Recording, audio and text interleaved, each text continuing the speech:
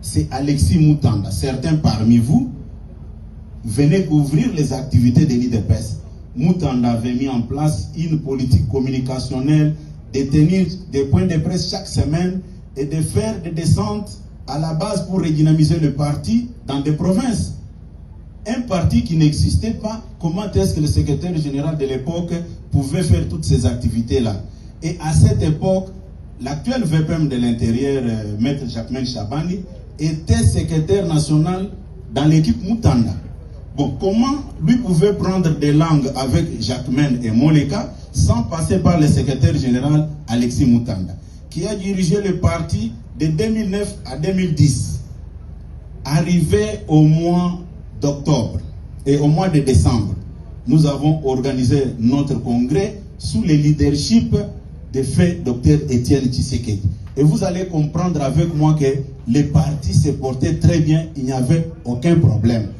Et c'est le jour du congrès, le 10 décembre 2010, que nous avons invité tous les responsables politiques de cette époque. D'ailleurs, pour une meilleure précision, quand Fayoulou venait, était classé parmi les acteurs politiques mineurs, puisqu'il n'avait aucun poids politique à cette époque-là.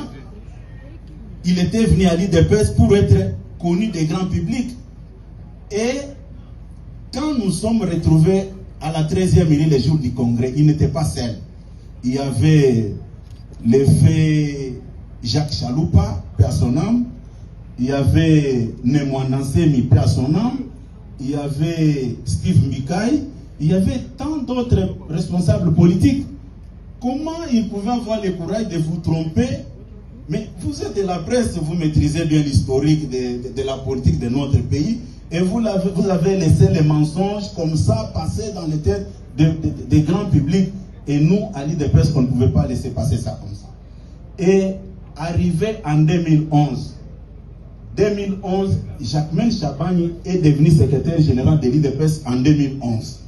Et rappelez-vous, en 2012, Fayoulou avait désobéi au mot d'ordre donné par le fait Dr Étienne Tshisekedi de boycotter la législature de 2011, et tout le monde le sait. Mais venir vers nous, venir vers vous les journalistes et rencontrer les mensonges, et pour nous c'était une humiliation. Il fallait rétablir cette vérité-là.